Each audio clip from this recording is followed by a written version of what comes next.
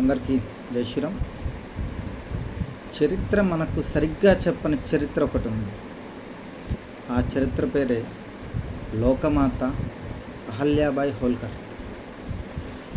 అహల్యాబాయి హోల్కర్ గారు మహారాష్ట్రలో అహ్మద్నగర్ సమీపంలో ఉన్న చొండి గ్రామంలో 1725 మే 31వ తారీఖున జన్మించడం జరిగింది.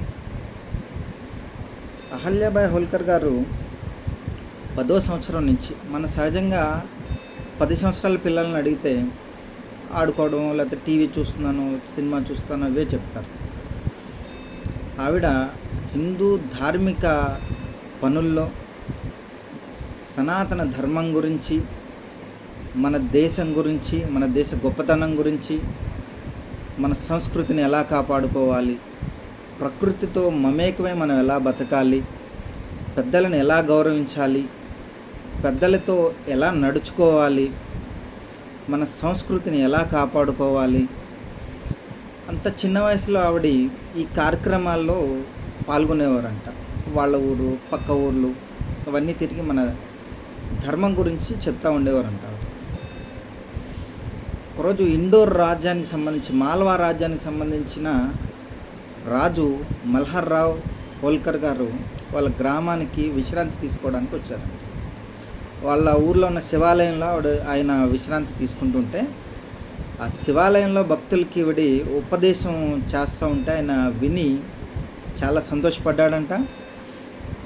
లోకమాత అహల్యాబాయి హోల్కర్ గారిని తన కోడలు చేసుకుంటే బాగుంటుందన్న ఆలోచన ఆయనకు వచ్చింది. వెంటనే అహల్యాబాయి గారి తండ్రిని పిలిపించి, నీ కూతురిని నా కొడుక్కిచ్చి వివాహం చేద్దాం అనుకుంటున్నాను, నీ ఆలోచన ఏంటి అని అడిగారు. మహాభాగ్యం రాజువారు, మీరు అనుకుంటే చెయ్యండి, మంచి ఆలోచనే. నా కూతురు కూడా ధర్మం పట్ల నిబద్ధతగా పెద్దవాళ్ళని ఎలా చూసుకోవాలి, ఎలా గౌరవించాలని బాగా తెలిసిన అమ్మాయి, మీరు పెళ్ళి చెయ్యండి మీ అబ్బాయికి ఇచ్చనంగానే ఆయన తన కొడుకైన ఖండేరావుకి ఇచ్చి వివాహం జరిపించారు. మల్హర్రావు మాల్హోర్కర్ తర్వాత తదనంతరం ఇండోర్ లోకమాత అటు వెళ్ళారు, వాళ్ళ రాజ్యానికి వెళ్ళారు, రాజ్యం పరిపాలించడం జరుగుతుంది. 2 కుమారులు పుట్టారు ఆవిడకి, 2 కుమారులు జన్మించడం జరిగింది. 8 సంవత్సరాల తర్వాత భర్త ఖండేరావు హోల్కర్ గారు మరణించడం జరిగింది యుద్ధంలో. ఆ తర్వాత రాజ్యభారం సగం ఈవిడ మీద పడ్డది. మామగారు రాజ్యం పాలిస్తూ కొన్ని సలహాలు కావాల్సి ఈవిడని అడిగి, ఆయన యుద్ధానికి బయటికి వెళ్ళినప్పుడు రాజ్యం ఈవిడికి అప్పచెప్పి,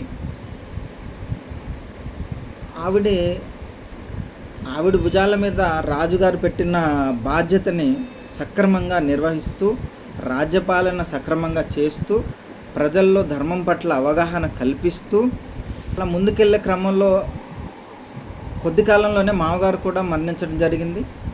రాజ్యం పూర్తి బాధ్యత ఈవిడ భుజాల మీద పడ్డాతే.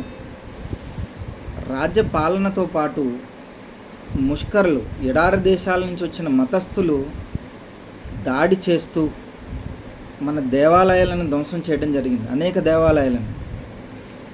రాజ్య పరిపాలనతో పాటు ఆవిడ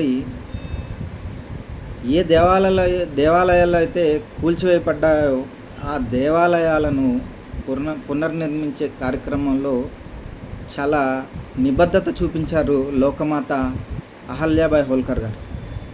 మనం అనేక దేవాలయాలు చూసుకుంటే గయా, వైద్యనాథ్, కాశీ, మదురై, ఇప్పుడు మనం ఇంత ఆనందంగా చూస్తున్న సోమనాథ్ దేవాలయం అహల్యాబాయి హోల్కర్ గారు పునర్నిర్మించింది.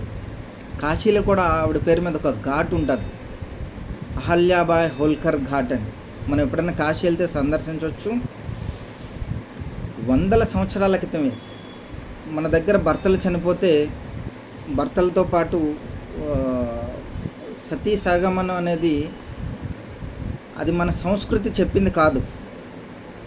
భర్త చనిపోగానే ఏ ముష్కరులు వచ్చి నా మీద దాడి చేస్తారో అని భార్యలే వాళ్ళంతట వాళ్ళే చితి మీదకి వెళ్ళేవారు. ఇది మన ధర్మం చెప్పింది కాదు. మనకు తప్పుడు రాతలతో మీ ధర్మంలో ఇది అంటారు, మన ధర్మంలో లేదండి. చీమకు కూడా హాని చేయని ధర్మంలో మనం ఉన్నాం. ఈ కలుషిత మతాలు వచ్చి కలుషిత కల్చర్ తీసుకొచ్చి మన ధర్మాన్ని మనకు మనమే చిన్న చూపు చూస్తున్నాం. ఆ టైంలోనే లోకమాత అహల్యాబాయి హోల్కర్ గారు ఎక్స్పోర్ట్ చేయడం మొదలుపెట్టారు. ఇండోర్ దగ్గర మీరు ఎప్పుడైనా మహేశ్వరి హ్యాండ్లూమ్స్ అని అహల్యాబాయి గారు నిర్మించిన సంస్థే అది.